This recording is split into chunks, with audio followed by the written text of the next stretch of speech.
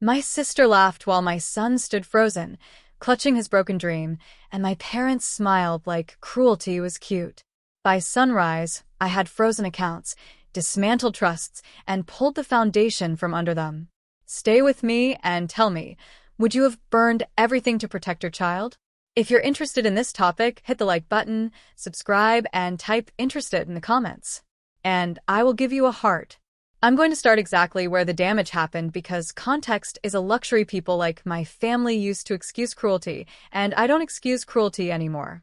It was a Sunday dinner in Ridgewood, New Jersey, the kind of suburban ritual that pretends to be about togetherness, but is really about performance, and my 12-year-old son Noah stood in the center of my parents' dining room holding a solar-powered car. He built himself with shaky hands and dried glue still visible on the seams, his sneakers scuffed, his hoodie linty, his eyes hopeful in a way that makes your chest ache if you're capable of empathy.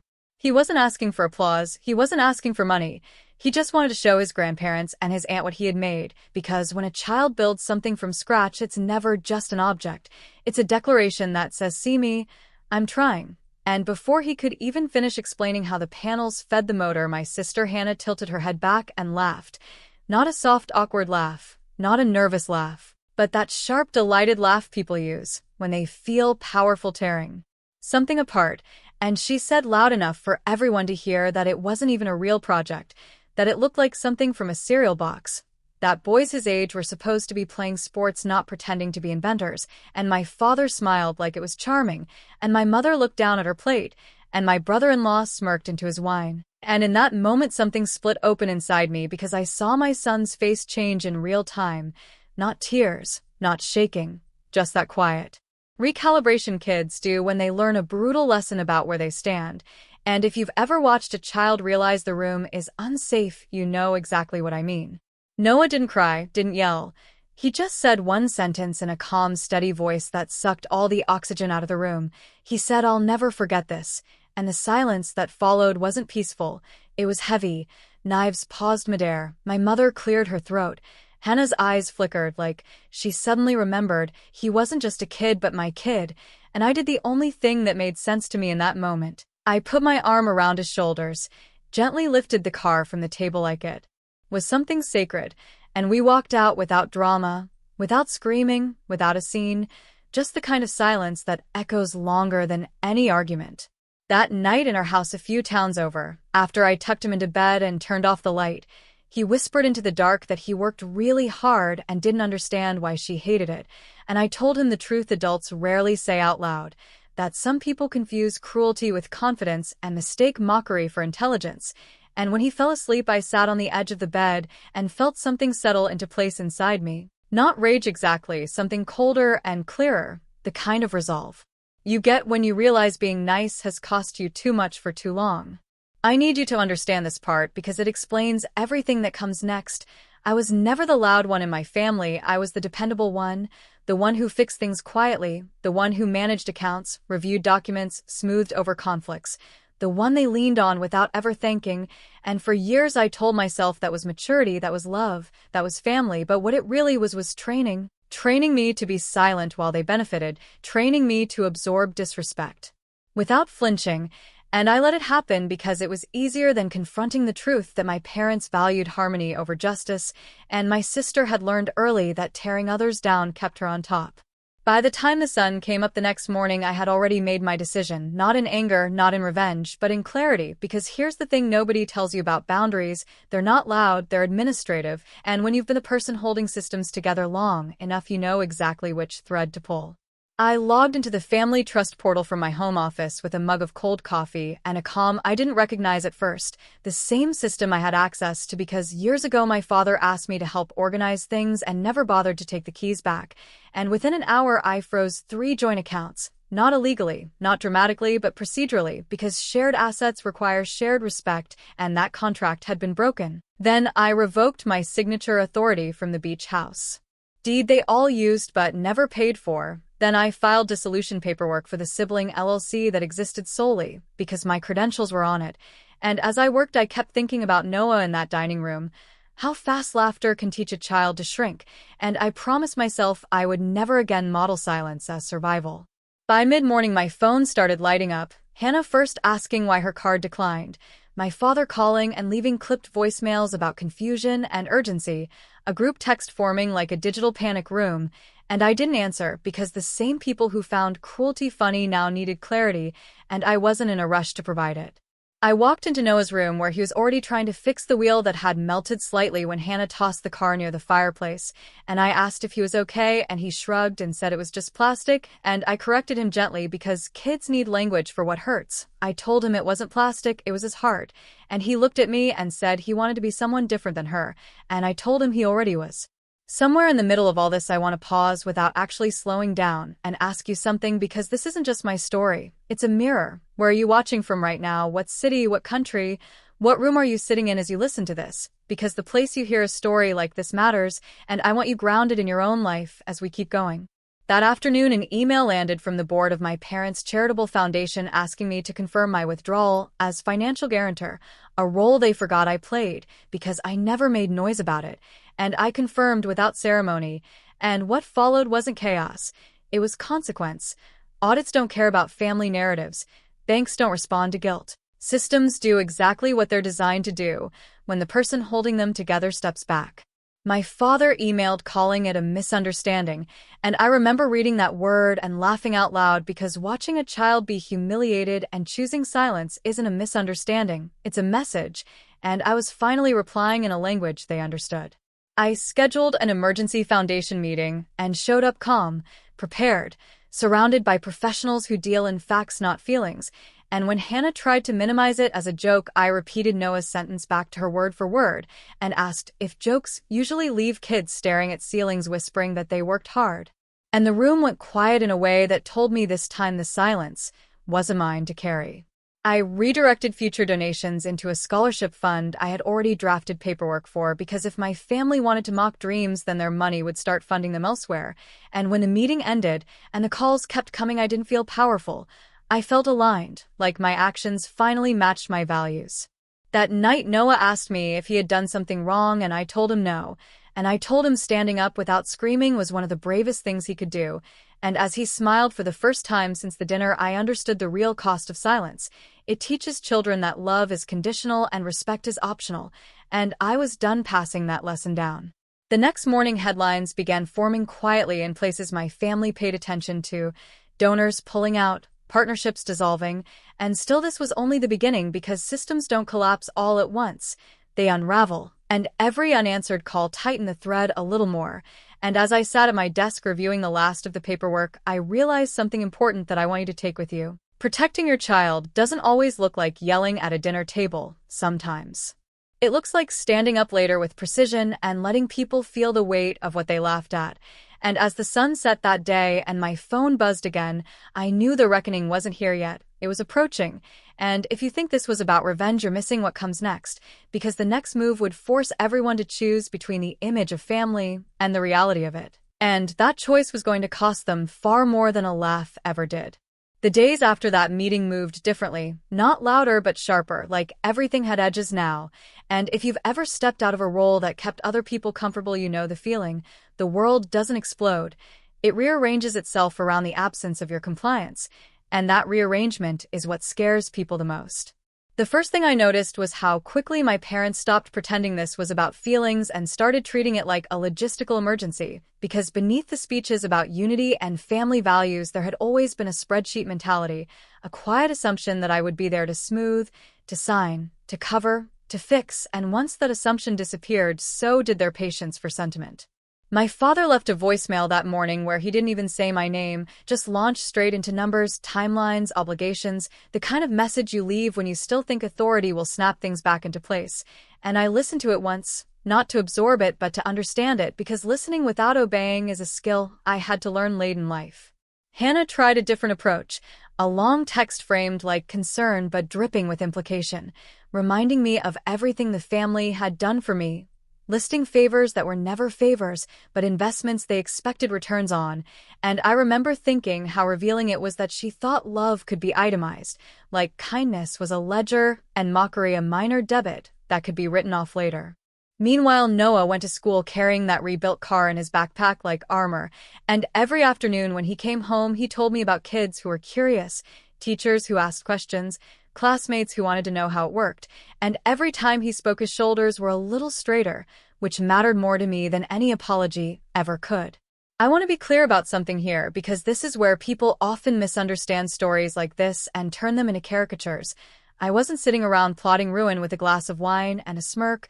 I was doing laundry, answering work emails, packing lunches, and in between those ordinary things, I was choosing not to rescue people who had never rescued me, and that choice felt both terrifying and strangely calm. Like stepping off a treadmill you didn't realize was moving until you stopped.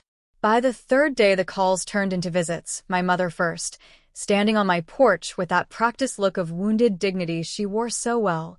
The one that said, "I'm hurt, but I'm still reasonable," and when I didn't invite her and she looked startled, like boundaries were a language she'd heard of, but never expected me to speak. She told me this was getting out of hand, that people were talking, that reputations were at stake, and I asked her gently whose reputation she meant, because Noah's dignity hadn't seemed to matter much when it was cracking under laughter, and that question stopped her cold because it reframed everything in a way she couldn't dodge. She said Hannah didn't mean it, and I told her intent doesn't erase impact, that if someone steps on your foot by accident you still feel pain, and if they don't apologize you still limp, and I watched her struggle with that because acknowledging it meant acknowledging decades of looking away. When she left, she hugged herself like she was cold, and I felt a twinge of something that might have been guilt if I hadn't recognized it for what it really was: conditioning, the reflex to soothe discomfort I didn't create. The foundation's donors began calling next, not to ask about values but about stability, and I told them the truth in plain language, that I had stepped away because I couldn't support institutions that preached empowerment while practicing humiliation, and some thanked me quietly while others went silent, and that silence was information because people reveal who they are when the script changes. At home, Noah asked if this was all because of him, and that question nearly broke me because it showed how quickly kids internalize blame, and I sat with him on the floor and told him no, this was because of me finally acting like the adult I should have been all along, because protecting him wasn't just about removing him from harm, it was about modeling what self-respect looks like when it costs you something. The night after that conversation, I lay awake replaying moments from my own childhood, times I had been dismissed, joked about, minimized, and how often my parents had explained it away as humor or toughness or love expressed poorly, and I realized how dangerous those narratives are because they teach children to mistrust their own reactions, to believe pain is a misunderstanding. And if there's one thing I want you to hear in this, it's that your body knows when something is wrong long before your family admits it. The fallout kept unfolding in layers. The beach house keys requested back by a lawyer instead of a phone call. The LLC officially dissolved with signatures that felt heavier than paper, and through all of it, Hannah oscillated between rage and pleading, sending messages that swung from accusations to nostalgia, as if invoking childhood memories would somehow obligate me to accept present harm. And I ignored most of them, not out of spite but out of strategy, because engagement would have turned this into a debate, and debates are where manipulative people thrive. One afternoon, she finally showed up unannounced, eyes red, voice tight, demanding to know when I had become so cold, and I remember answering honestly that I hadn't become cold, I had become accurate, and accuracy feels cruel to people who rely on distortion. She said I was overreacting to a joke, and I asked her to explain the joke to me slowly, to walk me through why humiliating a child was funny, and she couldn't, because cruelty rarely survives daylight. She left calling me dramatic, and I thought about how often women are labeled dramatic when they refuse to absorb harm quietly, and how that label is designed to shrink them back into compliance. At work, I kept my head down, met my deadlines, did my job, because this wasn't about burning everything down, it was about aligning my life, so my son didn't have to grow up watching his mother tolerate disrespect in exchange for belonging, and that alignment started to ripple outward in ways I couldn't predict, colleagues sharing their own stories, friends admitting they'd stayed silent too long in their families, and every one of those conversations reinforced something important: when you change the rules of engagement, people either adjust or exit, and both outcomes tell you what you need to know. The real test came when my father finally asked to meet, not to apologize but to negotiate, framing the situation like a business dispute, suggesting compromises, phased returns, partial involvement, and I listened because listening costs nothing. But when he finished, I told him the truth he hadn't expected to hear, that this wasn't about assets or optics or leverage, it was about accountability. And until he could say out loud that what happened to Noah was wrong without qualifying it, I had nothing to discuss. He bristled, said I was being unreasonable, said families move on, and I asked him why moving on always seemed to require someone else swallowing the damage, and that question ended the meeting because there was no answer that didn't indict him. That night, Noah showed me an email from his science teacher about a local showcase, an invitation for him to present his project, and as he talked through his ideas with that familiar spark, I felt something settle again. Not satisfaction, but purpose, because this wasn't about punishing the past. It was about building a future where curiosity was protected, not mocked. The pressure intensified after that, extended relatives chiming in with advice and judgment, some urging forgiveness for the sake of peace, others quietly cheering, and I took all of it in without letting it steer me, because one of the hardest lessons I learned was that advice often reflects the giver's tolerance for discomfort, not the receiver's reality. My mother sent a message late one night saying she missed her grandson and asking if she could see him, and I told her that access was tied to safety now, that seeing him meant respecting him, and that conversation went nowhere because she wanted reconciliation without reckoning, a pattern I was no longer willing to participate in. Through all of this, I kept checking in with myself, with Noah, with my husband, making sure we weren't acting from adrenaline alone because anger burns fast but boundaries need fuel that lasts, and what fueled me wasn't rage, it was clarity, the clear understanding that if I backed down now I would teach my son that standing up was temporary and silence was inevitable. As the weeks unfolded and the initial shock wore off, I noticed something else. The noise started to fade. The frantic messages slowed, the visits stopped, because people eventually realize when manipulation isn't working and move on to easier targets, and that quiet wasn't empty, it was spacious. Space for Noah to grow, for me to breathe, for our home to feel like a refuge instead of a battlefield. I know some of you listening are probably asking yourselves what you would have done, whether you'd have walked out, yelled, cut ties, or swallowed it to keep the peace, and I'm not here to hand out prescriptions, only to tell you that peace built on someone else's humiliation isn't peace at all. It's a ceasefire that benefits the loudest voice.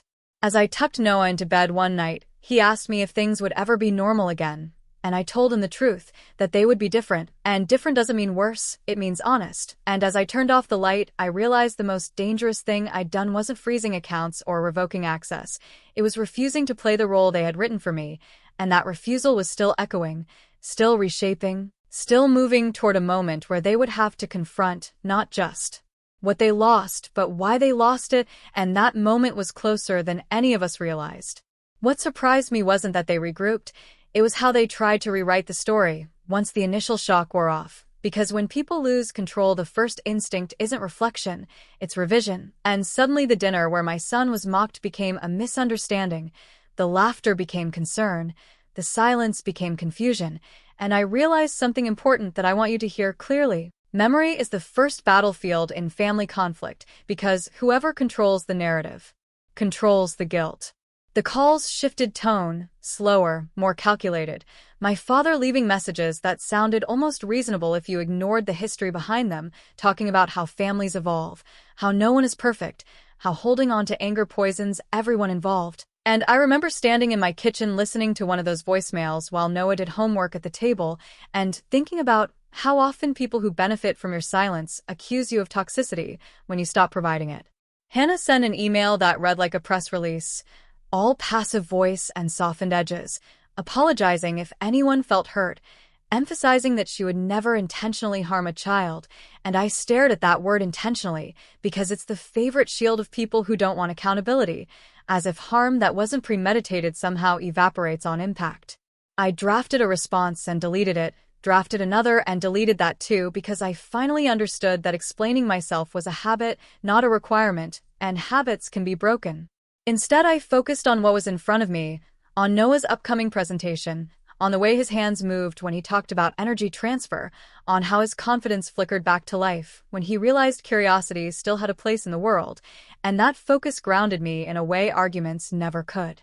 A week later, my parents' foundation officially announced a restructuring, a vague statement about strategic realignment that fooled no one paying attention, and the local gossip mill churned, friends of friends asking questions, whispers about mismanagement, about internal disputes, and I didn't correct anyone because silence can be a form of truth when you've spent years being loud for people who never listened. My mother showed up again, this time without warning, standing at the edge of my driveway like she was afraid to step closer, and when I asked her what she wanted, she said she wanted to see her grandson, not to argue, just to be present, and I asked her a simple question in return. What would you do if someone laughed at him again? And she hesitated, just a fraction too long, before saying she'd tell them to stop. And that hesitation told me everything I needed to know, because protection that arrives late isn't protection at all, it's damage control. I told her visits would have to wait, not as punishment but as prevention, and she cried, real tears this time, the kind that make you doubt yourself if you're not careful, and I held steady because I knew the difference between empathy and surrender. And empathy doesn't require you to reopen the door to harm. As the weeks passed, something unexpected happened. Noah's project gained traction beyond the school showcase. A local engineer reached out offering mentorship. A community center asked if he'd be willing to speak to younger kids, and each opportunity felt like a small correction to the universe, like proof that ridicule isn't the final verdict on a dream. And watching him navigate that attention with humility reminded me that resilience isn't born from being spared pain, it's born from having someone stand beside you when pain arrives. Meanwhile, the family pressure escalated in subtler ways, distant relatives reaching out with concern masked as curiosity, asking if everything was okay, if maybe I was being a little harsh, if this was really worth tearing the family apart, and I started asking them questions in return, gentle ones, like whether they had been there that night, whether they had spoken up, whether they had checked on Noah afterward, and most of them went quiet, because moral judgment is easier when you're not implicated. One evening, my father finally asked to come by, no agenda, no lawyers, just to talk, and after discussing it with my husband, I agreed under one condition, that Noah wouldn't be there, not because I wanted to hide him, but because he deserved peace. And when my father arrived, he looked smaller somehow, less certain, and he launched into a speech about generational differences, about how people joke differently, about how he never meant to hurt anyone, and I listened until he finished, and then told him something he didn't expect to hear, that his intentions weren't the issue. His reflex to minimize harm was, and that reflex had taught his daughter to accept less than she deserved and his grandson to doubt himself. And if he wanted any relationship moving forward, it would start with acknowledging that without defensiveness. He bristled, said I was asking him to grovel, and I said no, I was asking him to grow, and that distinction mattered, because growth requires humility, and humility feels like loss to people who equate authority with love. He left without resolution, and as the door closed, I felt both relief and grief, because even when you're right, letting go of the fantasy that someone will change for you is a kind of mourning. Around that time, the legal consequences of my withdrawal fully materialized, properties reassessed, accounts restructured, obligations suddenly visible without my invisible labor holding them together, and I heard through the grapevine that tensions inside the family were rising, that Hannah was blaming my parents blaming each other, everyone scrambling for a scapegoat now that the buffer was gone. And that knowledge didn't bring me joy, it brought clarity, because it showed me that what they called unity had always depended on someone absorbing the strain. Noah asked me one night if we would ever be invited back for holidays, and I told him the truth, that maybe we would, maybe we wouldn't, but that holidays are about how you feel, not where you sit, and we could build our own traditions, ones that didn't require him to be small to be included, and his smile told me that answer was enough. I started receiving invitations to speak at community events, not as an expert but as a parent, someone who had navigated a public conflict without imploding, and at first I hesitated because visibility had always been risky in my family, but then I realized hiding had never protected me, so I accepted one, and standing in front of a room of strangers, sharing a condensed version of our story felt strangely liberating, because there's power in naming what happened without euphemism, in calling mockery what it is, in reminding people that children don't forget, who defends them, and who doesn't. After that talk, a woman approached me in tears, saying she had watched her own family belittle her daughter for years and hadn't known how to intervene, and that conversation stayed with me because it underscored the educational part of this story, the lesson that boundaries aren't about punishment, they're about modeling self-respect for the next generation. The family silence eventually broke again, this time with a group message proposing mediation, a neutral third party, a structured conversation, and I considered it seriously because I'm not allergic to repair, I'm allergic to pretense, and I replied with my own conditions that any mediation would start with a clear acknowledgement of what happened, without jokes, without qualifiers, without rewriting, and that Noah's well-being would be non-negotiable. And when days passed without a response, I took that as an answer. Through all of this, I kept checking in with you, the imagined listener, because I know some of you are thinking about your own families, your own lines in the sand, wondering what would happen if you drew them, and I won't lie, it's lonely at first. The silence can feel like punishment, but over time it turns into space. Space to hear yourself think, space to build something better, space to stop carrying other people's denial on your back. One afternoon, as Noah and I worked on a new project at the kitchen table, he looked up and said something that stopped me cold. He said he wasn't scared to show his ideas anymore because he knew someone would stand up for him, and in that moment, every doubt I'd had about whether I'd done the right thing dissolved, because protecting a child's willingness to try is worth more than preserving any illusion of harmony. The story wasn't over, not by a long shot, because unresolved systems resist change, and I could feel another confrontation brewing, another attempt to reclaim the narrative, another test of whether I would fold to keep the peace. And as I watched the sun set through our living room window, I understood that the next move wouldn't be loud or public. It would be strategic, intentional, and designed to force a reckoning they could no longer avoid. And if you've ever been the one holding everything together, you know exactly what happens when you finally let go. The structure doesn't just wobble. It reveals what it was really made of, and that revelation was about to come into the light whether they were ready for it or not. What changed next wasn't loud. It was surgical, and that's the part people don't expect when they think about confrontation. They imagine raised voices and slammed doors, but real power shifts rarely announce themselves. They happen quietly while everyone else is still arguing about tone, and I could feel it happening in real time because the energy around my family shifted from confidence to suspicion, from entitlement to anxiety. And when people who have always assumed you'll clean up the mess start realizing you're not coming back with the mop, they don't apologize, they panic. The first real crack appeared when my father's longtime accountant called me directly, not with accusations but with confusion, asking whether I was still authorizing certain transfers because payments that had always cleared without question were suddenly stalled. And as I listened, I realized something important that I want you to sit with for a second. Systems don't collapse when someone attacks them. They collapse when the person quietly holding them together steps away. I told him the truth without embellishment, that my role had changed, that I was no longer overseeing those structures. And the silence on the other end of the line told me he understood exactly what that meant, because professionals recognize patterns even when families pretend not to. Word traveled faster after that, not through shouting matches but through unanswered emails, delayed approvals, subtle inefficiencies piling up until the illusion of effortless success started to fray, and my sister noticed it almost immediately, because people like her are exquisitely sensitive to inconvenience when they've never had to manage consequences. She showed up unannounced at my office one afternoon, standing in the lobby like she still belonged there, heels clicking, posture rigid, demanding to see me, and when I finally agreed, it wasn't out of fear or nostalgia. It was curiosity, because I wanted to see who she was without the audience, without the safety net she'd always assumed would be there.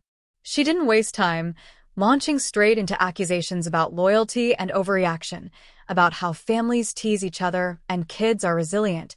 And as she spoke, I noticed how carefully she avoided my eyes, like she knew that if she really looked, she'd have to confront something she wasn't ready to face. I let her talk until she ran out of breath, and then I asked her a question that stopped her cold.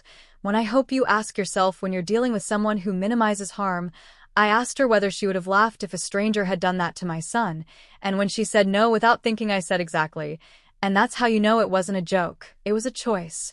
She tried to pivot, bringing up history, favors, all the times she'd been there for me, and that's when it clicked that in her mind kindness was a ledger, something you could spend later to justify cruelty, and I told her I wasn't interested in balancing books that had been cooked from the start.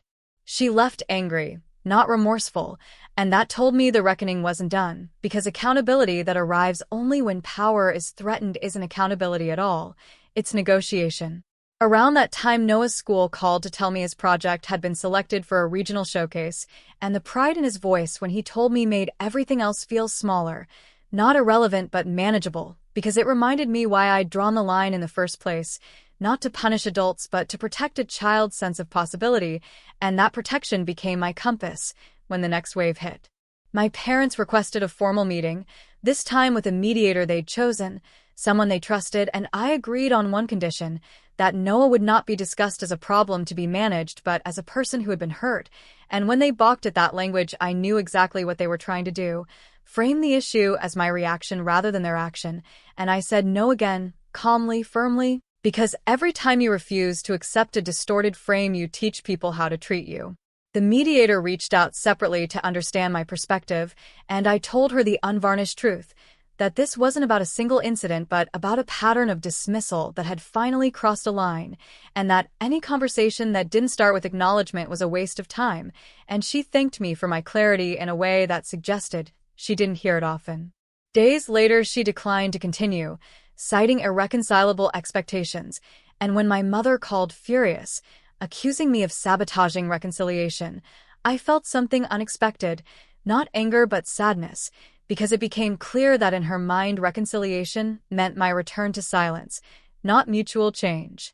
I want to pause here and ask you something directly, because if you're listening to this, you're part of the conversation too. Where are you watching from right now? What city? What country? What room are you sitting in as you hear this? Because context matters, and so does the fact that these stories don't happen in isolation. They echo across kitchens and living rooms and childhood bedrooms all over the world, and knowing you're there changes how the story lands. After that call, I stopped waiting for apologies and started building forward momentum, investing time into Orion, into mentorship programs, into spaces where curiosity was celebrated instead of mocked, and every hour I spent doing that felt like reclaiming something that had been siphoned off for years, my energy, my creativity, my belief that effort would be met with encouragement. The irony wasn't lost on me that as my family's world contracted, mine expanded, new connections forming, invitations arriving from places I'd never imagined, and that expansion scared them more than any argument ever could, because it proved I wasn't dependent on their approval, and dependency is the currency of control. My father tried one last gambit, sending a letter instead of calling, something about legacy and regret, about how he wanted his grandson to know him differently, and I read it carefully because words matter, and what struck me wasn't what he said but what he didn't. There was no mention of the night in question, no acknowledgement of the laughter, no recognition of harm, just a vague appeal to family bonds. And I realized then that some people want absolution without confession, and that's not how healing works. I wrote back a short response, respectful but clear, saying that any relationship with Noah would depend on demonstrated understanding, not promises, and that until then distance was an act of care, not cruelty, and sending that letter felt like closing a chapter I'd been rereading my whole life, hoping the ending would change. The fallout continued in predictable ways, whispers, rumors, attempts to recruit allies, and each one confirmed what I already knew, that when you stop playing your assigned role, the script falls apart, and everyone scrambles to rewrite it in their favor, but I didn't engage, because engagement would have pulled me back into a dynamic I'd outgrown. No one noticed the quiet, asked fewer questions about family gatherings, filled the space with his own interests, and one night, as we cleaned up after dinner, he said something that summed it all up better than any therapist ever could. He said it feels calmer now, and calm is an underrated metric of success when you've lived in chaos disguised as normal. The calm gave me space to think strategically about the future, about how to ensure that what we'd built couldn't be undermined by the same patterns again, and that thinking led to decisions that would ripple outward in ways my family hadn't anticipated, because the next step wasn't just personal, it was structural, and once structures change, there's no going back to pretending nothing happened. As I finalized those plans, I could sense another confrontation looming, not because I sought it, but because systems under stress push back before they break, and I knew when it came it would force a choice they could no longer avoid, to either confront the truth they'd spent years dodging or lose access permanently, and that choice, that moment when denial meets consequence head-on, was approaching faster than any of them realized, setting the stage for a reckoning that would test whether change was possible or whether the story would end the way so many do, with distance standing in for resolution, and growth becoming something that happens separately, quietly, without the people who refuse to evolve. What happened next didn't look dramatic from the outside, and that's exactly why it worked, because while they were still processing the shock of losing access, influence, and certainty, I was already moving 3 steps ahead, quietly locking doors they didn't even realize were open.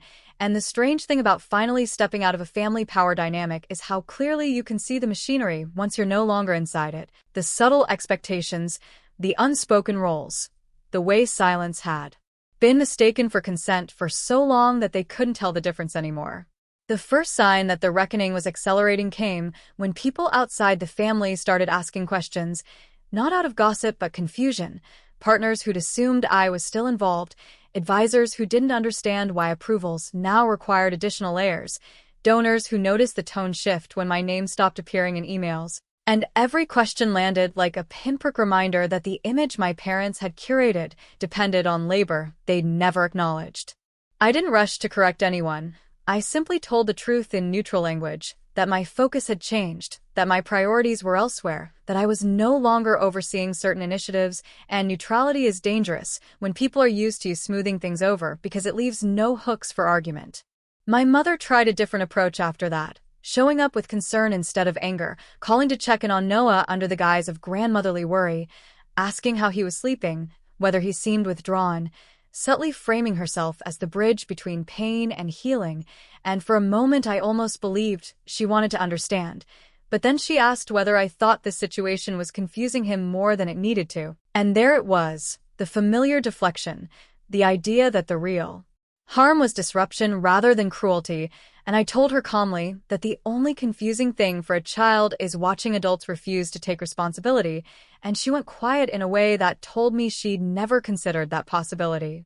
Around the same time, Hannah's husband reached out directly, not with hostility, but with a carefully worded message about how stressful everything had become, how Hannah was struggling, how the ripple effects were affecting their household, and I noticed how Noah's name appeared only once in that entire message, tucked between phrases about logistics and pressure, and I realized that to them my son was still an abstract concept, a catalyst for inconvenience rather than a person whose dignity had been violated. I replied with one sentence, saying I hoped Hannah found the support she needed to reflect honestly on her actions, and that any further discussion would happen only after accountability, and that boundary landed harder than any argument because it left no room for negotiation. As days passed, the tone shifted again, from irritation to urgency, because consequences compound quietly until they're impossible to ignore, sponsorships drying up, projects stalling, reputations wobbling as people began to realize the family narrative wasn't as seamless as it appeared, and my father, who had always thrived on control, started losing his grip on conversations he used to dominate. His calls going unanswered, his assumptions challenged, his authority questioned in rooms where it had once been automatic. He called late one evening, voice uncharacteristically subdued, saying he wanted to talk not as a father, but as someone who respected my intelligence, and that phrasing alone told me he was still trying to manage optics rather than confront truth, because respect offered only when power shifts isn't respect, it's strategy. I agreed to meet in a neutral space with one condition, that the conversation would center on Noah's experience and not on damage control, and he hesitated just long enough for me to know he wasn't ready. So I withdrew the offer without anger, explaining that timing mattered and that conversations held too early only deepen wounds, and hanging up that call felt like choosing long-term integrity over short-term relief. Meanwhile, Noah was changing in ways that mattered far more to me than any family drama, growing quieter but more focused, channeling his energy into building and rebuilding, asking questions about how things worked, about why people reacted the way they did, about fairness and power, and what it meant to stand up for yourself without becoming cruel. And those conversations became the real education in all of this, because they forced me to articulate values I'd once only felt instinctively. One night as we worked together at the kitchen table, he asked whether people ever realize they're being mean while they're doing it, and I told him sometimes they do and sometimes they don't, but that the most important thing was deciding who you become in response, whether you let bitterness hollow you out or let clarity sharpen you. And he nodded like that made sense in a way that surprised me, because children often understand more than adults give them credit for. As Orion gained momentum, invitations started coming in from educators and community leaders who wanted to collaborate, and each new connection reinforced the contrast between environments that nurture growth and those that feed on hierarchy. And I started to see my family's behavior not as uniquely monstrous, but as a concentrated example of a broader pattern, where power goes unchecked because it's wrapped in familiarity and tradition. That perspective didn't excuse what they'd done, but it freed me from the illusion that fixing them was my responsibility, and that freedom was intoxicating in a grounded way, like finally breathing clean air after years in a smoky room. The next escalation came when my parents attempted to reassert control through extended family, enlisting aunts and uncles to call me with concern-laced questions about whether I was being too harsh, whether I'd considered how this looked, whether I might regret burning bridges, and every call followed the same script, emphasizing unity over accountability, peace over justice, and I responded the same way each time, thanking them for caring and explaining that protecting a child's sense of worth was not cruelty, and that discomfort was not the same as harm. Some understood, some didn't, and I learned to let that distinction stand without chasing consensus, because consensus is often the enemy of change. Then came the moment I'd sensed was approaching, when my father finally acknowledged, indirectly but unmistakably, that the foundation of their world had shifted, admitting during a strained conversation that things were harder now, that support had vanished, that he didn't understand how everything unraveled so quickly. And I listened without interrupting because sometimes people reveal the truth when they're trying to diagnose their own downfall. When he finished, I told him gently that nothing unraveled quickly, that it only felt sudden because the labor holding it together had been invisible, and that invisibility was something I understood very well, and the silence that followed was heavy, not with anger, but with recognition he wasn't ready to voice. After that call, I felt an unexpected wave of grief, not for what was lost, but for what had never existed, the family that might have been if empathy had been valued as much as appearance, and I allowed myself to sit with that grief, without letting it derail the path forward. Because mourning an illusion is still mourning, and it deserves space.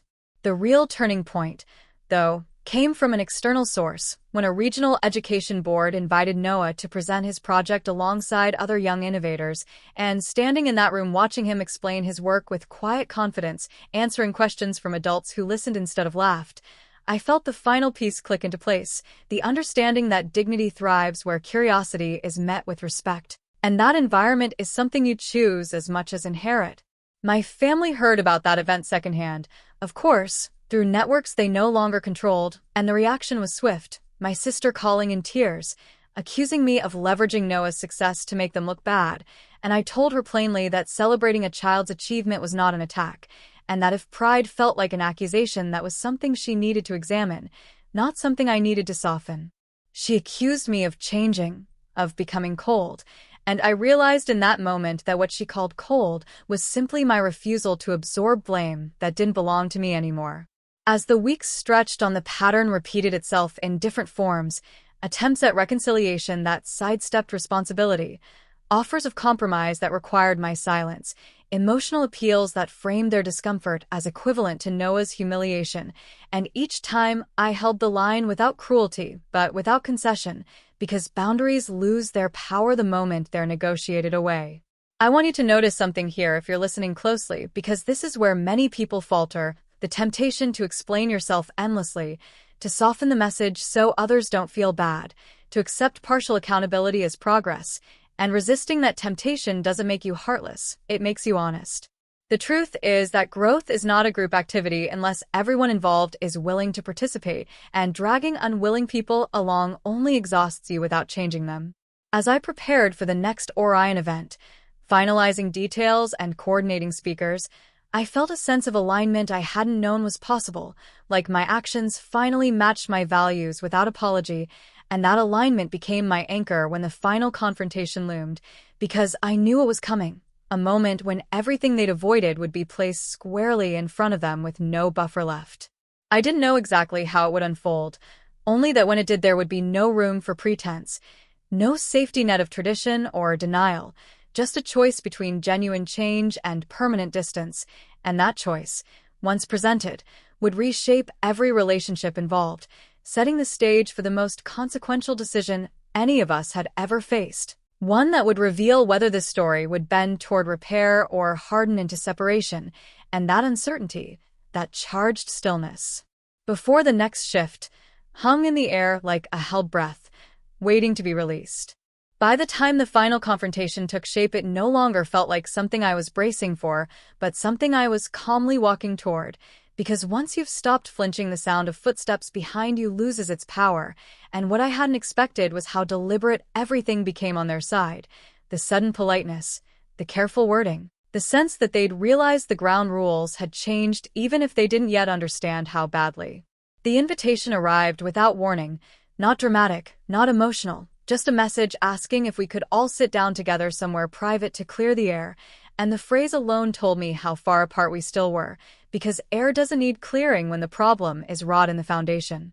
I agreed anyway, not because I believed reconciliation was guaranteed, but because clarity sometimes requires proximity, and I chose the location myself, neutral, public enough to prevent theatrics, but quiet enough that words would carry weight, and I set the terms plainly that Noah would not be present, and that the conversation would not continue if it drifted into excuses or revisionism.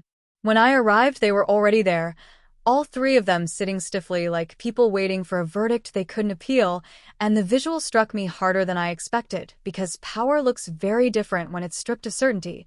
My father no longer leaning back confidently, but perched forward with his hands folded, my mother scanning my face for cues she no longer controlled, my sister avoiding eye contact entirely. I sat down and didn't rush to speak, because silence is revealing when people are used to filling it, and eventually my father cleared his throat and said he wanted to start by acknowledging that things had gotten out of hand, which was the moment I realized how careful I needed to be, because minimizing language is often the first refuge of people facing consequences. I told him calmly that words mattered, that out of hand implied loss of control rather than violation of trust, and that if we were going to talk it would be in precise terms, and the shift in the room was immediate, discomfort rippling because precision leaves no room to hide. My sister spoke next, voice small, saying she never meant to hurt Noah and that she hadn't realized how much her comment would land, and I asked her a question I'd rehearsed quietly for days, whether she believed dignity was conditional on age, because the way she answered would tell me everything, and when she hesitated before saying she guessed kids were more sensitive, I knew she still didn't understand. So I explained without raising my voice that sensitivity isn't a flaw, it's awareness. And mocking awareness is how cruelty gets normalized. My mother tried to intervene then, framing it as a family misunderstanding that had spiraled, and I stopped her gently but firmly, saying that spirals don't happen without a push, and that silence in the face of harm is not neutrality, but alignment with the aggressor, and watching that land on her face was painful in a way that surprised me because it wasn't anger I felt but finality. The conversation stretched on, looping through familiar territory, apologies that circled responsibility without landing on it, appeals to history as if longevity excused damage, and each time I redirected us back to the same point, that impact outweighs intent, and that love unaccompanied by protection is sentiment, not care. At one point my father said something that crystallized everything, that families sometimes need thicker skin, that the world is harsh and kids need to toughen up, and I leaned forward and told him that preparing a child for the world doesn't require recreating its worst traits at the dinner table, that resilience comes from safety first, not humiliation, and that if he truly believed toughness was built through cruelty, then he'd mistaken survival for strength his entire life. The silence after that was long and heavy, and in that space I felt something unexpected loosen inside me, the last thread tying my self-worth to their recognition, because I realized they were hearing me but not absorbing it, and that was no longer my burden to correct. I told them then what I hadn't planned to say, but felt suddenly necessary, that my decisions going forward would prioritize environments that respected my child's humanity. That access to us would depend on demonstrated change rather than promises, and that this wasn't punishment but protection, and protection is not negotiable. My sister cried openly then, saying she felt like she was losing everything, and I believed her, but I also understood that loss feels catastrophic when you've never had to rebuild before, and I told her that accountability is not erasure, that growth often begins with discomfort, and that whether she used this moment to evolve or calcify was up to her. My father looked older in that moment than I'd ever seen him, asking quietly what it would take to fix this, and I answered honestly that fixes imply returns to previous states, and there was no returning to a dynamic where harm went unchecked, only moving forward differently, which requires humility, patience, and sustained change, not urgency or optics.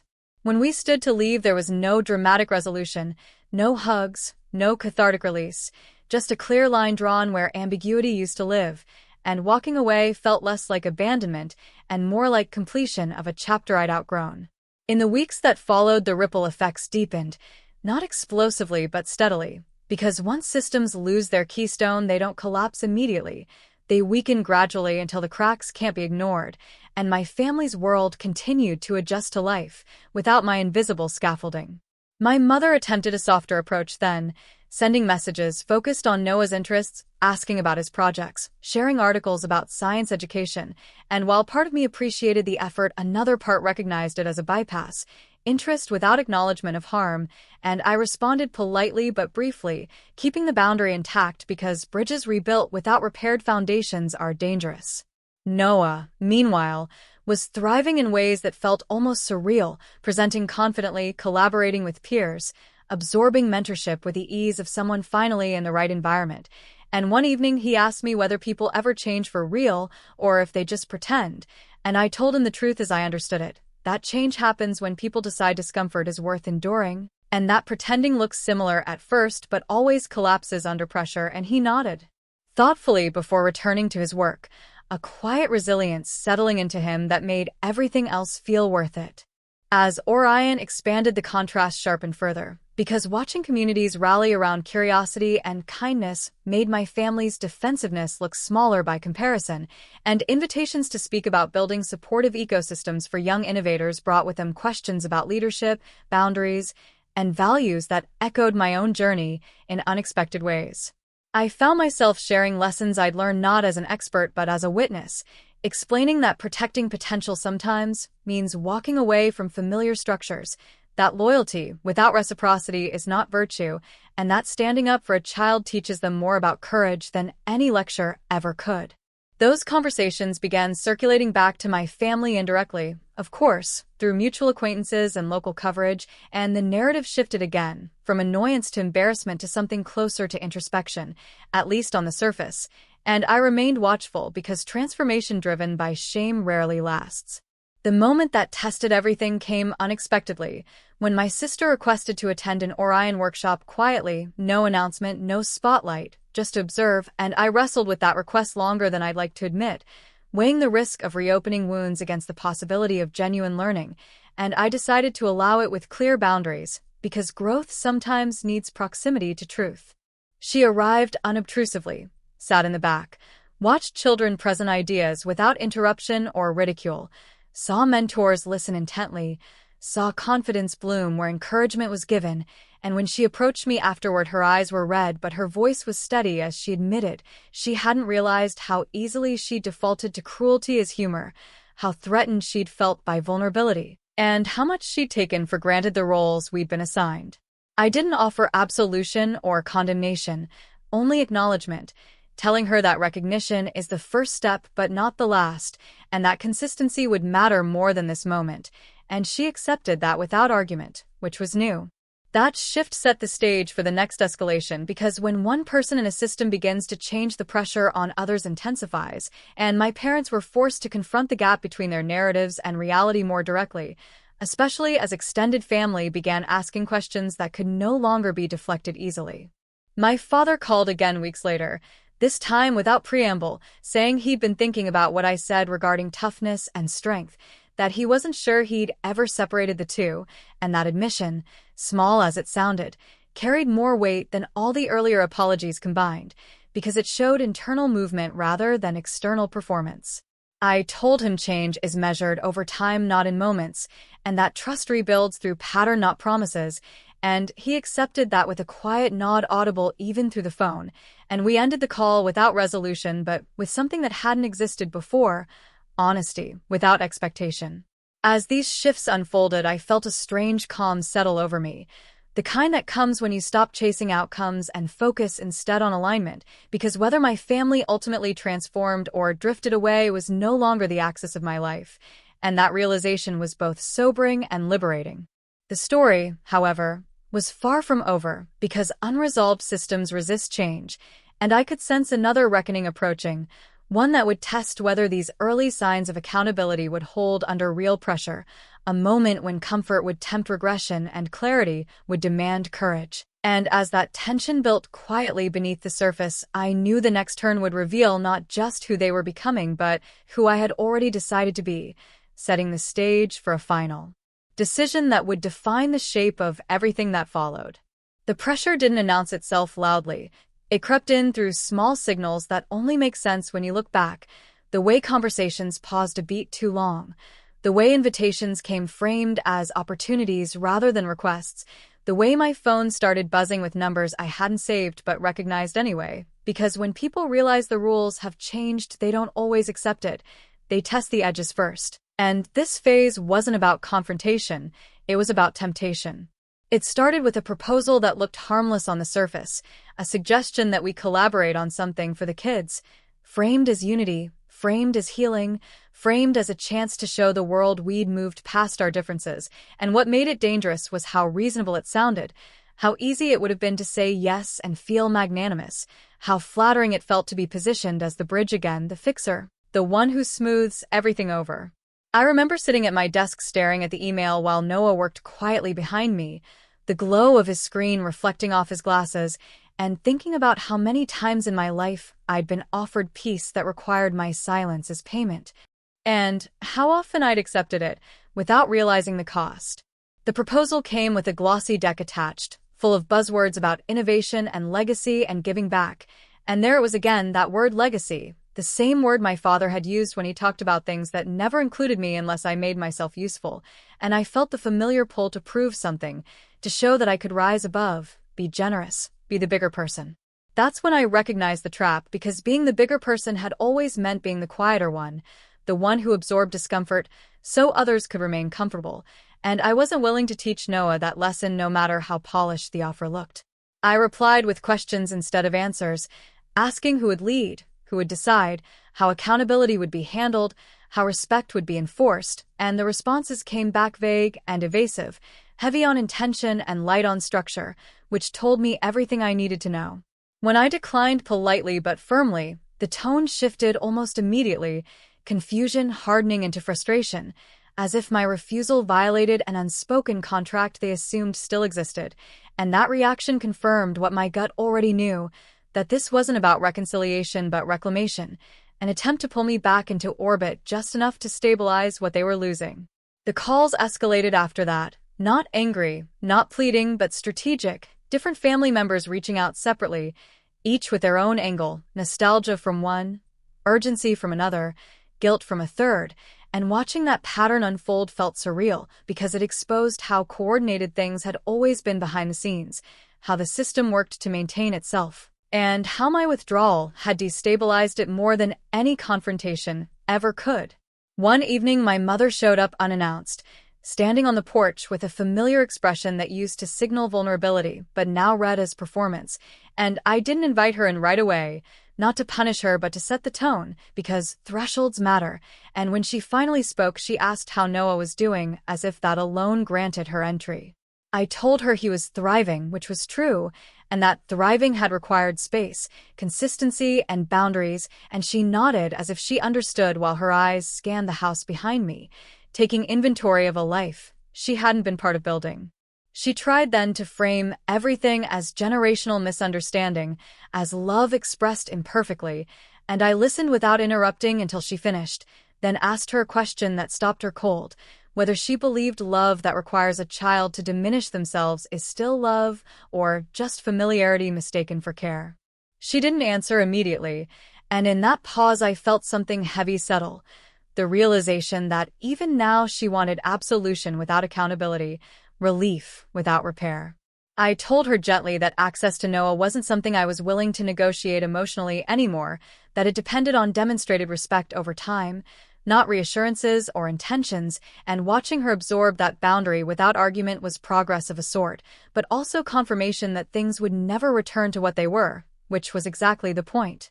The real test came weeks later, when an external opportunity surfaced, one big enough that it couldn't be ignored, an invitation for Orion to partner with a national initiative that promised funding, exposure, and scale, and tucked into the fine print was a familiar name, my family's foundation listed as a supporting entity, a detail that turned what should have been a clear win into a moral crossroads. Accepting would mean resources for hundreds of kids, expanded reach, undeniable impact, but it would also mean entanglement, shared credit, and the quiet erasure of everything this journey had clarified for me, and I spent nights weighing that decision, pacing after Noah went to bed, arguing with myself about pragmatism versus principle, about whether impact justified compromise. I imagined the headlines, the applause, the sense of having done something undeniably good, and then I imagined the subtle rewrites that would follow, the narrative of unity without accountability, the way harm would be smoothed over rather than addressed, and I realized that the lesson Noah needed wasn't that power excuses compromise, but that integrity sometimes costs you opportunities you could easily justify taking. I declined the partnership publicly and explained why without naming names, emphasizing the importance of aligning values with action, and the reaction was immediate and intense, praise from some, criticism from others, accusations of ego and stubbornness, and through it all I stayed grounded in the quiet certainty that I'd chosen the harder right over the easier wrong. That decision forced everything into the open, because it removed the last plausible deniability, and my family could no longer frame the rift as personal drama when the consequences were clearly ethical, and that's when the reckoning shifted from emotional to existential. My father called that night, not to argue but to ask a question that surprised me, whether I truly believed he could change at his age, and I told him the truth. That change isn't about age, but about willingness to be uncomfortable without outsourcing that discomfort to others, and that while I couldn't guarantee outcomes, I could recognize effort over time. He didn't respond immediately, and when he did, his voice sounded quieter than I'd ever heard it, admitting that he'd built his identity on being right, on being respected, and that watching that crumble had left him unsure of who he was without it. I listened, not as a daughter seeking approval, but as a human witnessing another human confront the limits of their narrative, and I told him that uncertainty is where growth starts if you don't run from it, and that whether he chose that path was up to him. After that call, the silence stretched again, but it felt different this time, less tense, more contemplative, and in that space Noah continued to flourish, presenting at conferences, mentoring younger kids, laughing more easily, his confidence rooted not in defiance but in security, and watching him I felt a deep sense of resolve, because whatever came next I knew I'd already won in the ways that mattered. The fallout from my decision rippled outward, sponsors choosing sides, conversations shifting, the cultural weather changing around us, and while some doors closed others opened, quieter perhaps but sturdier, built on trust rather than spectacle. One afternoon, Noah asked me if standing up always makes people angry, and I told him not always, but it always reveals who benefits from you staying quiet, and he nodded thoughtfully, absorbing that lesson with the same seriousness he brought to his work, and I realized then that the story wasn't about dismantling an empire anymore. It was about modeling a different blueprint entirely. As the months passed and the dust continued to settle, it became clear that the final chapter hadn't been written yet, because systems don't let go easily, and people accustomed to power rarely accept loss without one last attempt to reclaim control, and I could feel that moment approaching. A convergence where everything learned would be tested under the brightest light yet, where intentions would be measured against action, and where the question wouldn't be whether I could stand firm, but whether they were ready to meet me on the only ground I'd left open: honesty without leverage, accountability without applause, setting the stage for a conclusion that would define not just how this story ended, but how the next one began. The moment that finally closed the circle didn't arrive with shouting or headlines or a dramatic knock at the door. It arrived quietly on a Tuesday afternoon while I was helping Noah solder a new circuit board at the kitchen table, sunlight slanting across the floor, the kind of ordinary moment that only feels ordinary once you've survived something extraordinary. And that's when my phone buzzed with a message I hadn't expected and yet somehow had been waiting for, not because I wanted it, but because unfinished stories always announce themselves eventually. It was a single sentence from my father, stripped of flourish, stripped of power plays, stripped of the tone he used when he thought authority lived in volume rather than truth, and it said only this: "I'm ready to listen if you're willing to talk." And I remember staring at that screen longer than I needed to, not out of fear, but out of clarity. Because for the first time the decision wasn't about whether I could win, or whether I could punish, or whether I could finally say all the things I'd rehearsed in my head for years. It was about whether engagement would add anything to the life I'd built, or simply reopen a door I'd already learned how to keep closed without bitterness. I asked Noah to give me a minute and stepped outside, breathing in the late afternoon air, grounding myself in the reality that this conversation, if it happened, would be different from every other one before it, because I wasn't seeking repair at the cost of self-respect anymore, and that changed everything. I told my father I was willing to talk under one condition: that the conversation would be about accountability and impact, not intent and not nostalgia, and that Noah would not be discussed as a bargaining chip or an accessory to reconciliation, but as a human being whose dignity was non-negotiable. And when he agreed without hesitation, I felt something inside me soften, not forgiveness but recognition. The recognition that even deeply flawed people can arrive at moments of truth if the ground beneath them finally shifts enough. We met a week later in a neutral place, a small conference room at a community center not far from where Orion held its workshops, a space filled with the quiet energy of purpose rather than prestige. And I chose that deliberately because environment shapes behavior, and I wasn't interested in replaying old dynamics on familiar stages. He arrived alone, no entourage, no legal counsel, no carefully crafted opening line, and when he sat down across from me, he looked older than I remembered, not weaker but more human, stripped of the armor that had once made him seem untouchable. He didn't start with excuses, and that alone told me something fundamental had changed. Instead, he asked me to explain, in detail, what that night had done to Noah and to me, and as I spoke, I watched his face change in small, almost imperceptible ways. Not defensiveness giving way to justification, but understanding forming where certainty had once lived. And when I finished, he didn't rush to respond. He sat with it, letting the weight land where it belonged. He admitted then that he'd spent decades confusing control with leadership, silence with respect, and generosity with entitlement, and that watching his grandson stand up in a way he never had forced him to confront a version of himself he'd spent a lifetime avoiding. And while those words didn't erase the past, they acknowledged it, which is the minimum requirement for any future worth considering. I told him that accountability isn't a performance you put on once and call growth. It's a pattern you sustain even when no one is watching, and that any relationship going forward would depend entirely on his actions over time, not on promises made in moments of vulnerability.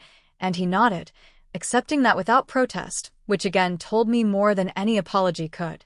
When we left that room, I didn't feel triumphant or vindicated.